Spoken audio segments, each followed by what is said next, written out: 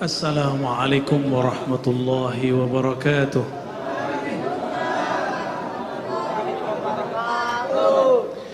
Alhamdulillahilladzi ja'alana min ummati sayyidina Muhammad sallallahu alaihi wasallam. Walhamdulillah thumma alhamdulillahilladzi abrazana fi akhir zaman min ummati sayyidina Muhammad sallallahu alaihi wasallam. Ashhadu an la ilaha illallah wa ashhadu anna Muhammadan abduhu wa rasuluh. Allahumma salli wa sallim wa barik alaihi. Assalatu wassalamu alayka ya sayyidana ya Rasulullah. Assalatu wassalamu alayka ya abal arwah. Assalatu wassalamu alayka ya sayyidal awwalin ya sayyidal akhirin ya sayyidal anbiya'i wal mursalin. Salamullah alaikum warahmatuhu wabarakatuh. Jamaah, para pecinta Allah, perindu Rasulullah sallallahu alaihi wasallam. Meskipun dari tadi kita sudah baca salawat-salawat kepada baginda Rasul sallallahu alaihi wasallam, kita juga sedang dengarkan ayat tentang hakikat Rasulullah sallallahu alaihi wasallam. Mari kita kirimkan mahar kerinduan surat Al-Fatihah. Kita kirimkan kepada baginda Nabi Muhammad sallallahu alaihi wasallam, para guru-guru kita, masyayikh kita, imam yang mengarang kitab ini, Al-Habib Al-Allamah Ad-Daya Umar bin Muhammad bin Salim bin Hafiz. Begitu juga pengarang-pengarang kitab yang lain, Diaul Lami, Daiba, Al-Barzanji, kepada yang pertama kali menghidupkan Maulid Nabi, As-Sultan Al-Muzaffar Abu Sa'id Al-Kaukabari, kepada iparnya Salahuddin Al-Ayubi. Merekalah yang menghidupkan majlis ini. Untuk mereka kita kirimkan mahar kerinduan, tanda terima kasih. Al-Fatihah. A'udzubillahi minasyaitonir rajim. Bismillah. Maliki yaumiddin. Iyyaka na'budu wa iyyaka nasta'in. Shiratal ladzina an'amta 'alaihim ghairil maghdubi 'alaihim waladdallin. Semoga berkah bacaan Al-Fatihah, surat pembuka, Allah buka hati pikiran kita. Allah buka ruh kita yang selama ini terpenjara oleh nafsiyah, kedirian, keegoan kita. Amin ya rabbal alamin. Bagaimana cara menumbuhkan rindu? Kenalilah yang dirindui, cintailah ia, dengarkan kisah-kisahnya. Maka malam ini saya akan kisahkan sebagian dari kisah beliau. Tatkala Abdullah pulang ke rumahnya, Abdullah dinikahkan dengan Aminah bintu Wahab. Abdullah menyebutkan dirinya, ana zabihani. Maka Nabi Muhammad mengatakan, ana ibnu zabihain. Aku adalah putra dari dua orang yang pernah akan disembelih. Pertama Abdullah, dan yang lebih awal lagi adalah Sayyidina Ismail alaihissalam. Dulu Sayyidina Abdullah pernah mau dibunuh. Bukan dibunuh, dinazarkan. Jika dia lahir, maka Abdul Muttalib akan menyembelihnya. Diundi. Undian ke-10 baru namanya hilang. 1 kali undian 10 kali domba. Maka 10 kali undian 100 domba. Abdullah mengatakan, ana ibnu mi'ati ghanamin. Aku seharga 100 domba. Mahal ya. Sayyidina Abdullah dinikahkan dengan Aminah. Itu karena Abdul Muttalib bermimpi ada pohon tumbuh dari dalam rumahnya. Pohon itu hanya menutupi sebagian, tapi kurang menaungi bagian yang lain. Esok hari datanglah ia kepada ahli takbir mimpi. Apa kata dia? Wahai Tuan, takbirlah mimpiku. Maka sang pentakbir mimpi mengatakan, pohonmu artinya adalah dari nasabmu akan tumbuh, akan muncul seorang pemimpin di tanah Arab. tapi kepemimpinannya tidak sempurna kecuali dia dikawinkan dengan pohon satu lagi. Maka kawinkanlah dia dengan keturunan Wahab. Pulang dicarilah oleh Abdul Muthalib, apakah Wahab punya anak seorang putri? Ternyata beruntunglah putrinya adalah seorang yang sangat amanah, maka digelari, dinamai dengan Aminah. Abdullah hamba Allah menikah dengan Aminah, perempuan yang menjaga rahasia-rahasia. Menikahlah Abdullah, di dalam dirinya ada nur yang dulu ada dititipkan Allah kepada Nabi Adam, turun ke Nabi Syis, turun ke Nabi Idris, turun ke Nabi Nuh, turun ke Nabi Ibrahim, turun ke Nabi Ismail, turun kepada Bani Kinan, Bani Quraisy, terus Adnan, terus sampai kepada baginda Rasul. Dari Abdullah turunlah nur itu kepada Aminah. Aminah kemudian dipanggillah Abdullah. Ia mengatakan, wahai istriku tercinta, aku mohon izin untuk berdagang seperti sedia kala. Berangkatlah Abdullah, pergilah ia ke tanah Syam. Tapi sebelum pulang, sebelum sampai di rumah, umur tidak panjang, betapa malang Aminah, masih muda sudah menjadi janda. Bagaimana nasib perut yang sudah ada isinya? Di situ ada jabang bari yang nanti lahir tanpa ayah, yatim sebelum dia lahir. Namun Allah tidak pernah tidur, tidak pernah lupa. Yang dititipkan Allah ke dalam perut Sayyidah Aminah adalah kekasihnya. Maka Allah Subhanahu wa ta'ala hampir setiap malam, setiap hari mengirimkan kabar gembira, mengirimkan makanan-makanan surgawi kepada Sayyidah Aminah. Hamillah Sayyidah Aminah.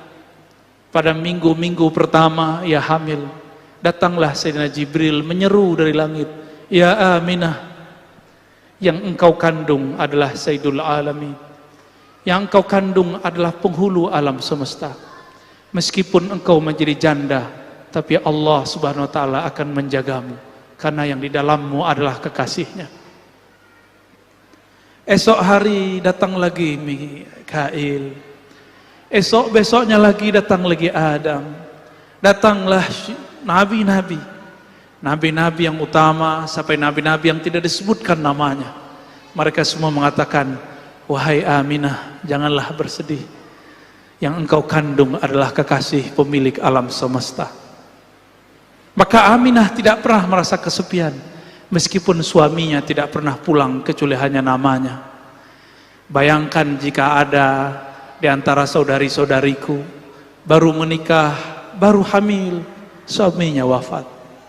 Malangnya nasib. Tapi Allah tidak pernah tidur. Allah hiburlah ibunda Rasulullah sallallahu alaihi wasallam.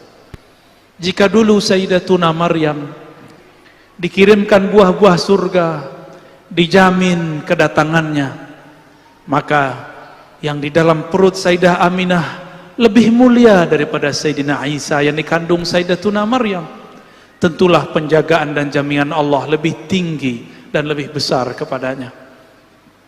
Itulah yang membuat Sayyidah Aminah yakin hidupnya aman sentosa.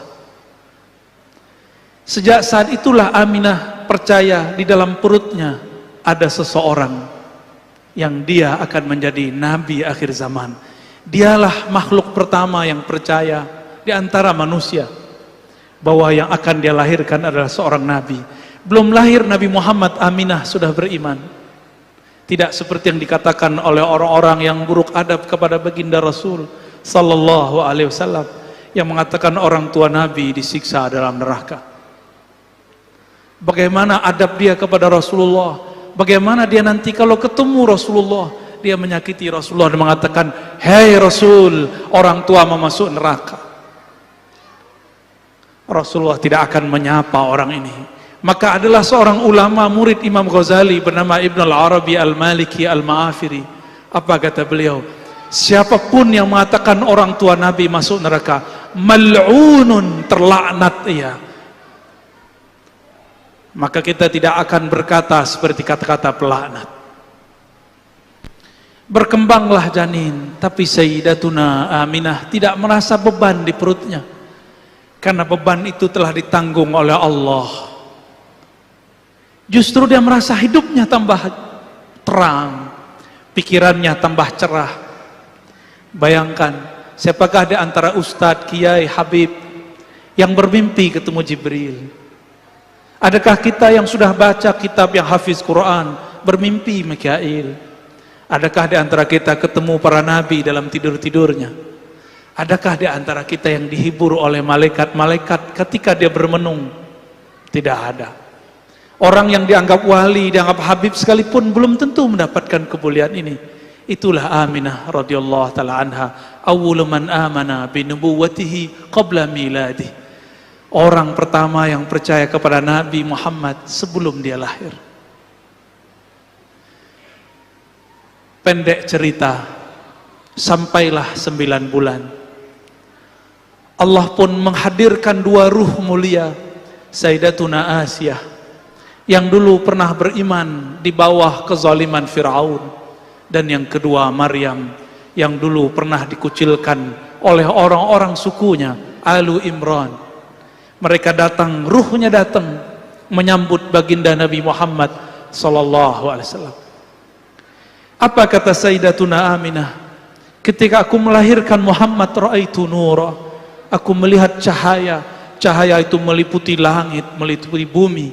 Cahayanya membuat bergetar kekaisaran Romawi, membuat padam tuhan-tuhan Majusi, membuat roboh runtuh berhala-berhala Makkah.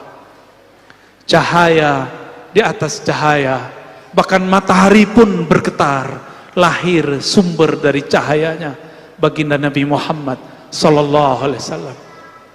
Rembulan pun girang menangis, dia bergetar.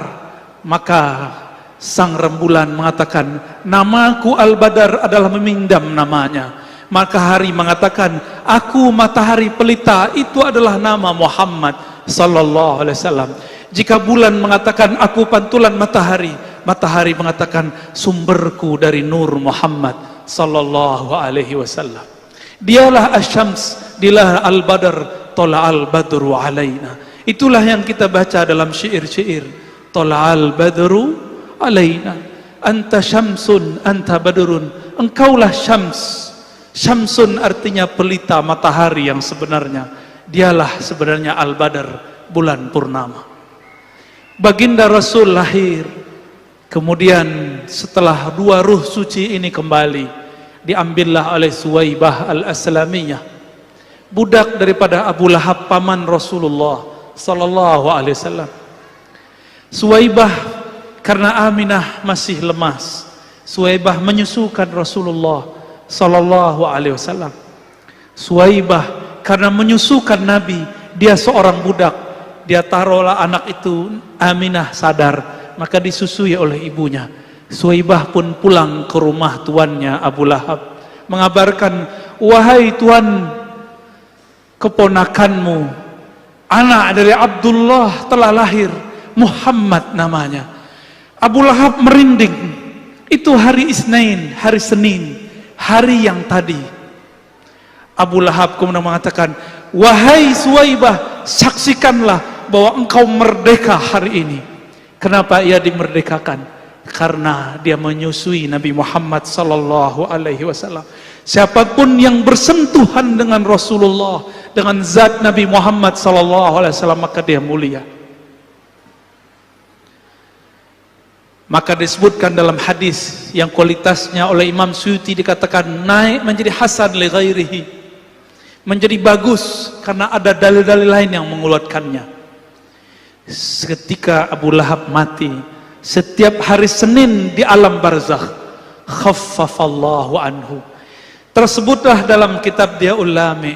Kalau di kitab ini halaman 34, annal azaba mukhaffafun fi kulli isnain li farhatihi biman wafana.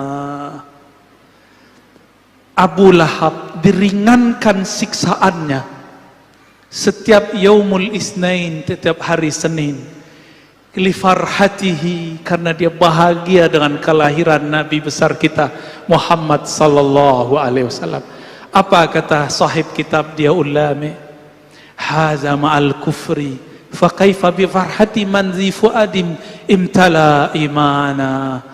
Ini diringankan azabnya karena dia bahagia sedangkan dia masih kafir. Bagaimana jika kolbu seseorang itu percaya kepada Nabi Muhammad sallallahu alaihi wasallam, maka dia diberkahi setiap saat darinya. Tidak hanya yaumul isnain, tapi setiap kali dia merayakan, dia berbahagia farhan kelahiran Nabi Muhammad sallallahu alaihi wasallam, Allah akan kurangi beban hidupnya. Allah akan pikul bersama-sama bebannya. Wa rafa'na laka dzikrak. Rasulullah telah diangkat ketinggian namanya, maka siapa yang meninggikannya ikut ditinggikan oleh Allah Subhanahu wa taala. Jamaah yang dimuliakan Allah, itu Abu Lahab diringankan Allah karena dia farhan, dia bahagia karena baginda Nabi Muhammad sallallahu alaihi wasallam lahir. Maka siapapun yang percaya kepada baginda Rasul sallallahu alaihi wasallam dan dia bahagia dengan kelahiran Nabi Muhammad sallallahu alaihi wasallam, falahu, bagi dia barakat, rahmat, keberkahan yang melimpah, rahmat-rahmat tiada bertepi. Suwaibah menyusui Rasulullah. Karena orang Arab Mekah saat itu punya tradisi menyusukan anaknya kepada selain mereka. Maka muncullah masa, adalah hari di saat orang-orang dari Bani Sa'diyah datang untuk menyusui orang Mekah. Sebanyak itu perempuan yang gemuk-gemuk, ibu-ibu yang baru melahirkan, tidak ada satupun yang minat Rasulullah SAW. Rasulullah SAW disodorkan ke ibu yang cantik, yang gemuk, kira-kira air susunya sangat banyak. Ternyata beliau tidak mau. Kenapa? Karena hampir semua perempuan yang berisi badannya, yang kenyal, yang sehat, itu ketika menyusui Rasulullah, dia susui anak si perempuan itu dahulu dengan kanannya, Rasulullah ke bagian kirinya. Rasulullah tidak mau meminum bagian kirinya. Berbeda dengan Halimah. Dia Halimah sangat santun dan sangat sopan. Ketika dia mau menyusui Sayyidina Muhammad, maka diletakkan anaknya sebelah kiri. Dia ambil Nabi Muhammad, maka sang Nabi kecil langsung mau menyusui. Perempuan yang sangat kurus malang. Dia punya ternak-ternaknya banyak yang mati. Dia punya ternak domba yang bisa mengeluarkan susu, tapi susunya tiada yang keluar. Tapi semenjak dia mendatangi Nabi Muhammad dibawa pulang. Semua ternaknya gemuk, semua air susu pun mengalir. Diangkatlah oleh Allah derajat Halimah yang tadinya fakir, miskin, menjadi keluarga yang penuh diberkahi. Tadinya mendapatkan bagian sedekah susu, sekarang dia membagi bagian susu ke tetangga-tetangganya. Kenapa? Di rumahnya ada bayi kecil, Sayyidul Alamin, Sayyidina Muhammad sallallahu alaihi wasallam. Halimah, dia orang yang miskin tapi dia sabar. Rasulullah mengatakan, Allahumma ja'alni miskina. Ya Allah, engkau kayakan aku, tapi jadikan styleku style orang miskin.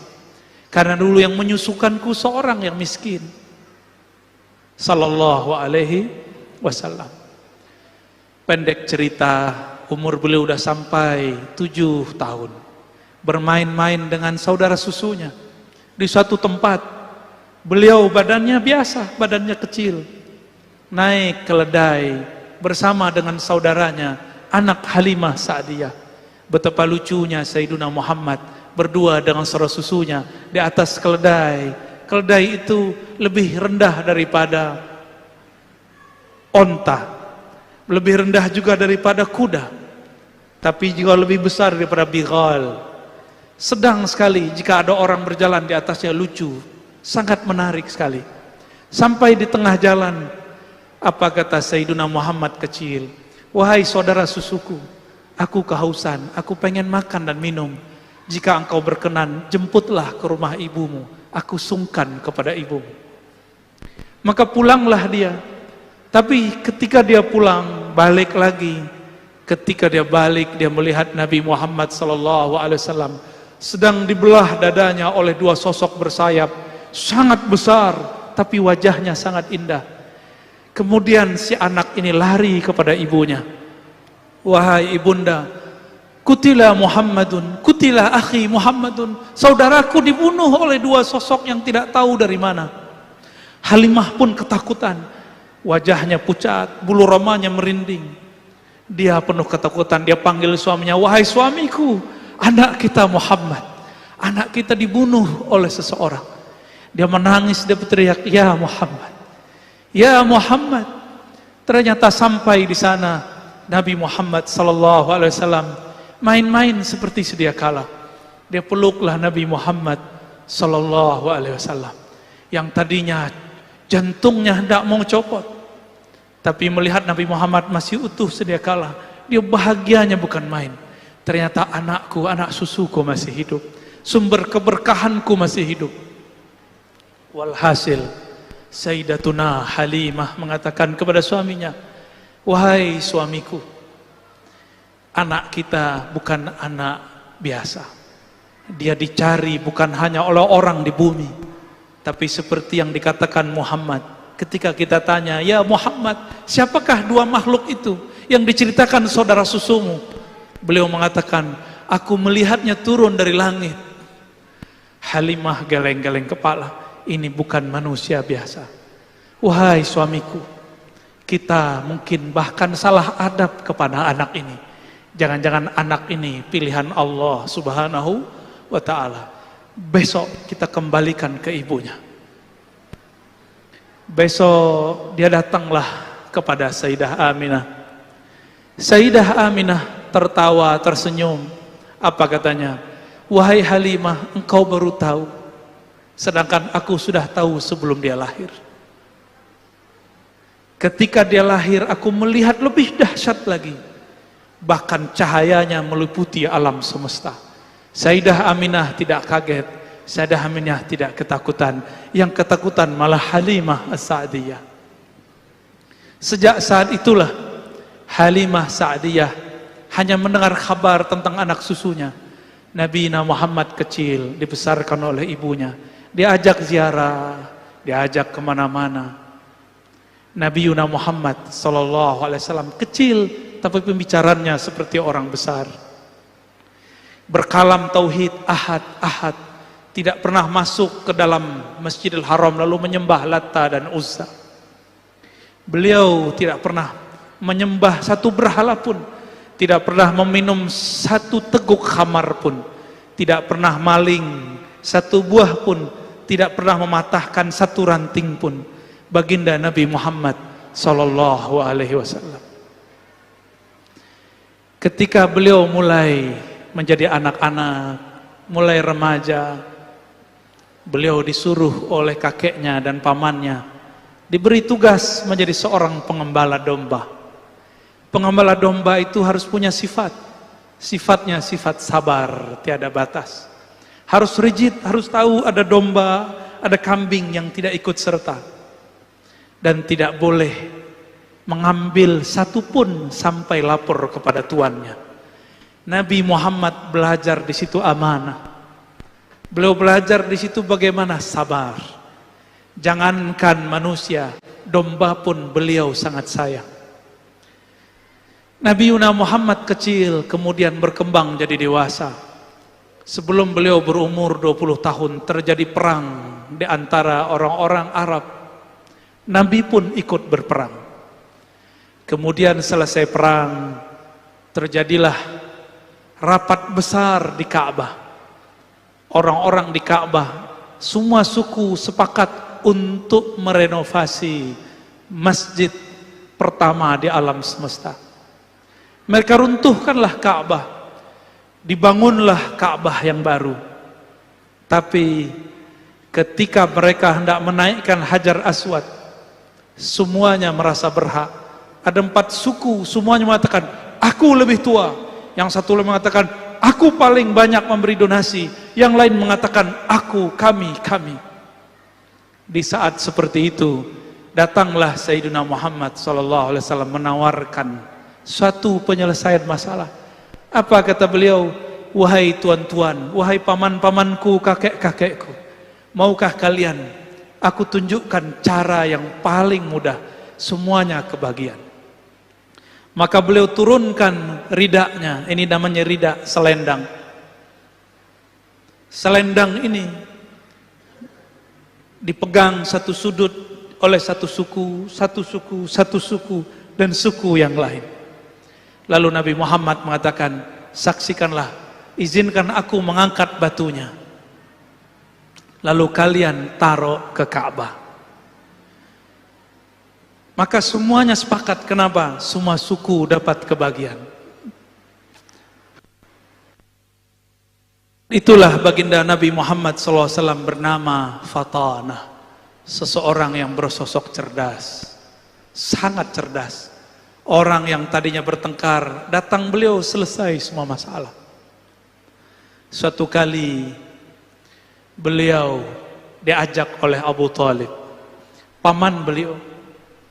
Wahai Muhammad anakku, kata Abu Talib, karena Abu Talib adalah abang kakanda daripada Abdullah. Ikutlah aku berdagang ke negeri Syam. Syam dulu dinamakan negeri Rum, negeri Romawi, Romawi Timur. Bahasanya bahasa Yunani, bahasa Romawi.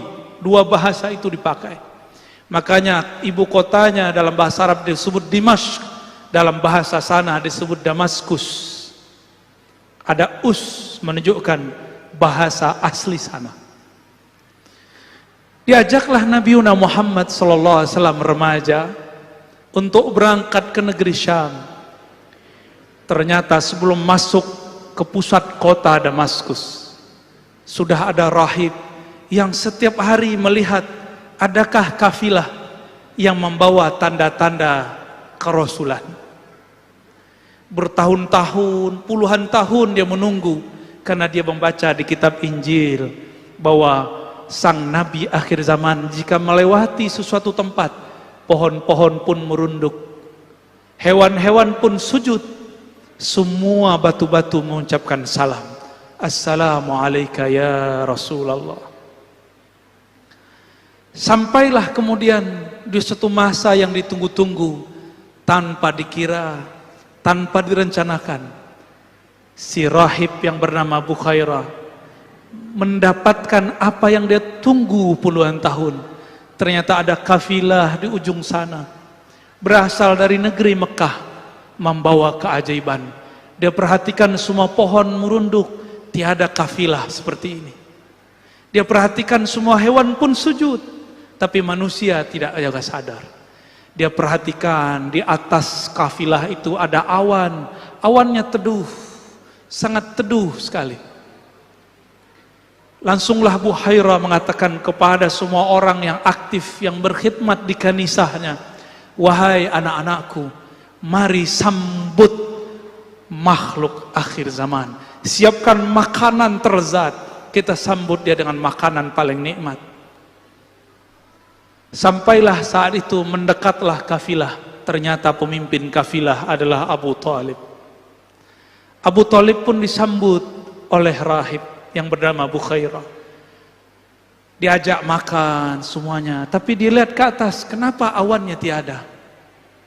Bertanyalah Bukhairah sang rahib, wahai Tuan Abu Talib, adakah engkau menyisakan anggotamu di belakang? Apa kata Sayyiduna Abu Talib? Ada, masih bocah kecil, masih belajar-belajar berdagang.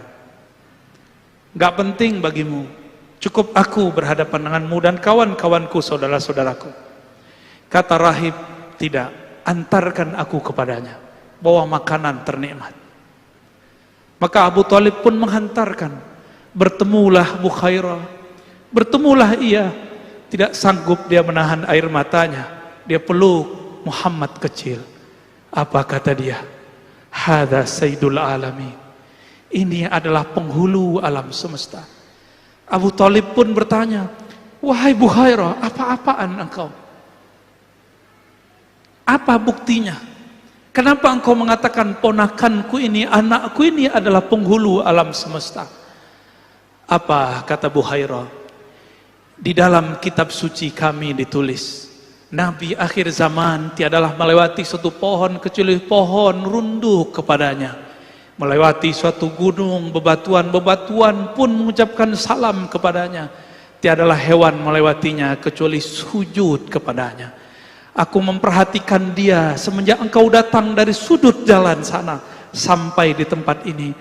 Inilah Sayyidul Anbiya wal Mursalin, penghulu semua nabi, penghulu semua nabi dan rasul. Tercenganglah Abu Thalib. Ternyata keponakannya bukan sembarang orang. Wajar, ini anak dari sosok Abdullah yang harganya 100 domba.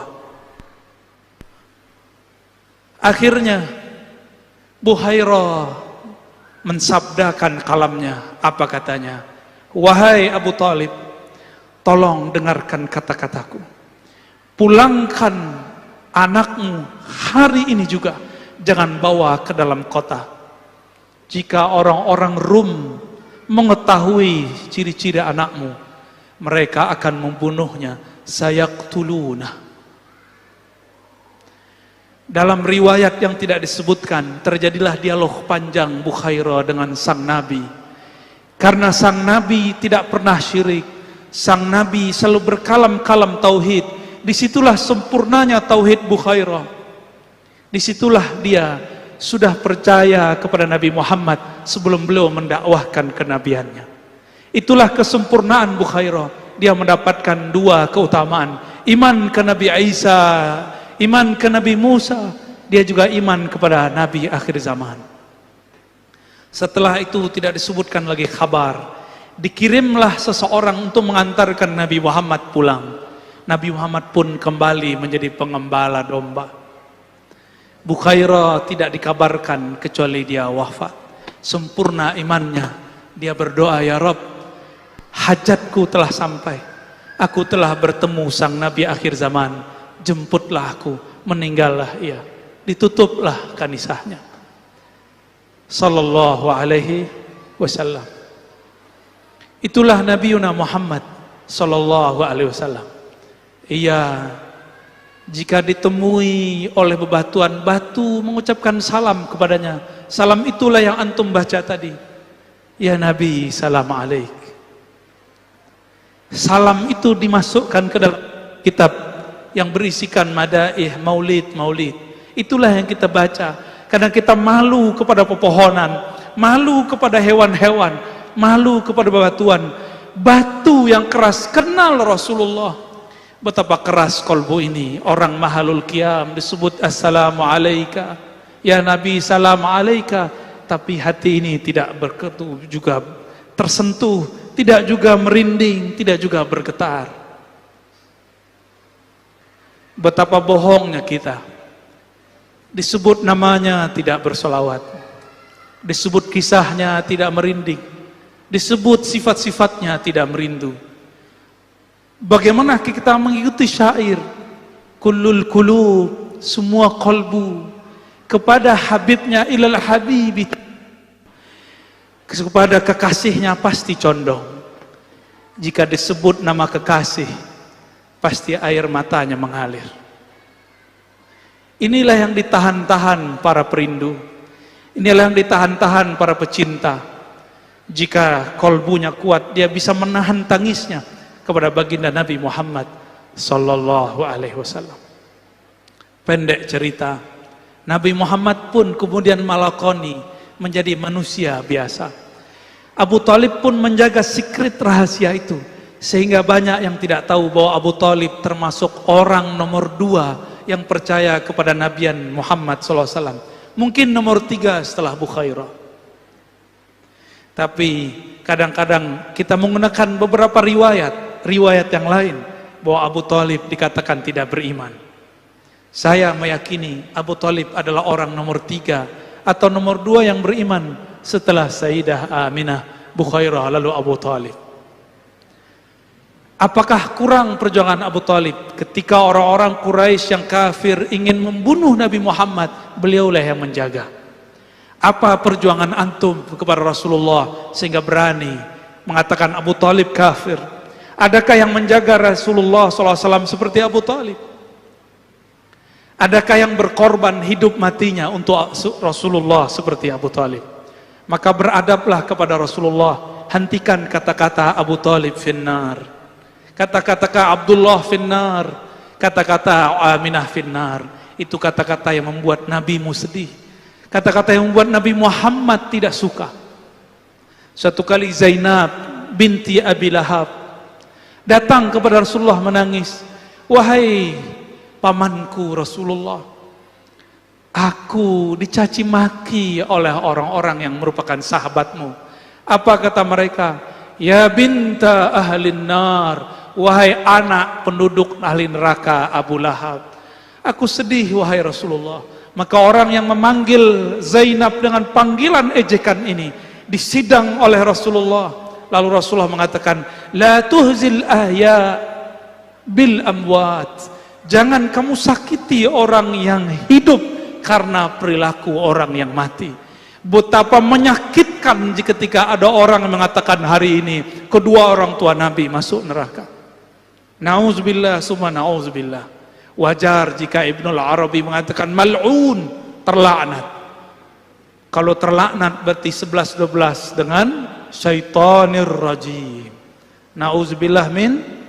Wajar dia kurang ajar kepada guru-guru kita, kurang ajar kepada zuriat Nabi, kurang ajar kepada ulama-ulama kita, kepada orang tua Nabi pun dia kurang ajar.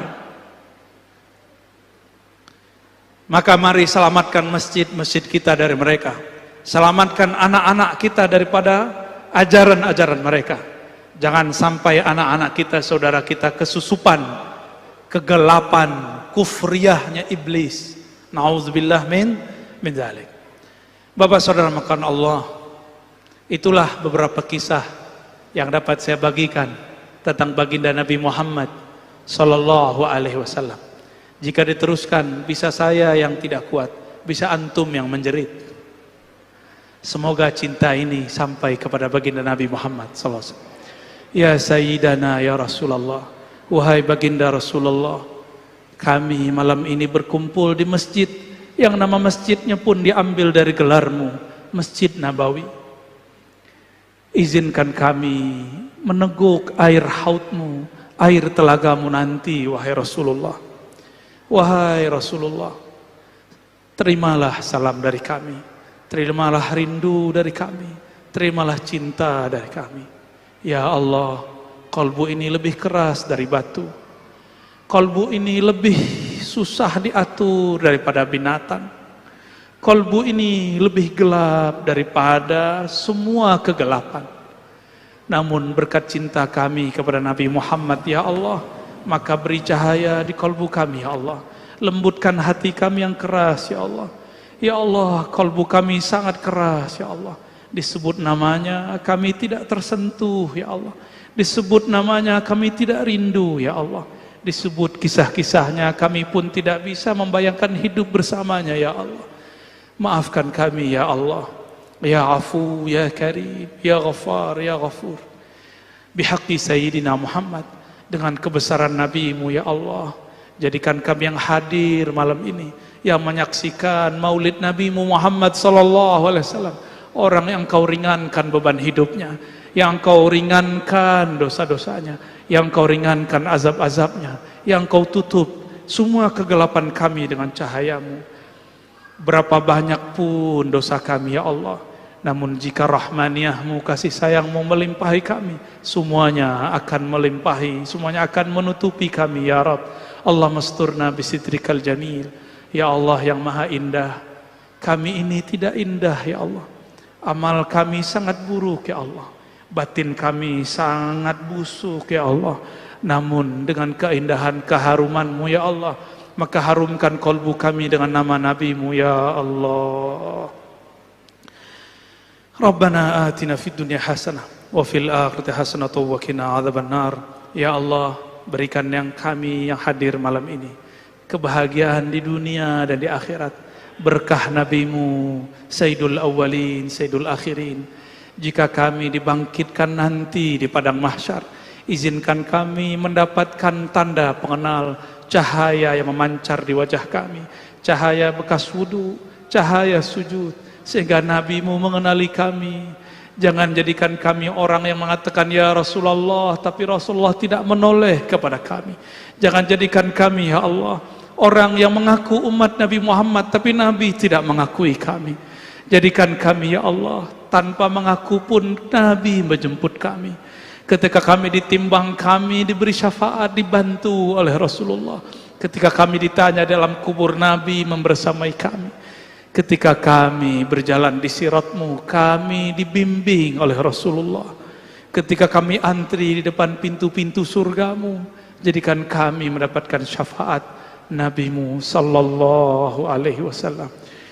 Wa sallallahu ala sayyidil awwalin sayyidil akhirin sayyidina Ahmad sayyidina Muhammad wa ala alihi wal mahdi khalafatihi wa sallim. Walhamdulillahi rabbil alamin. Assalamualaikum warahmatullahi wabarakatuh.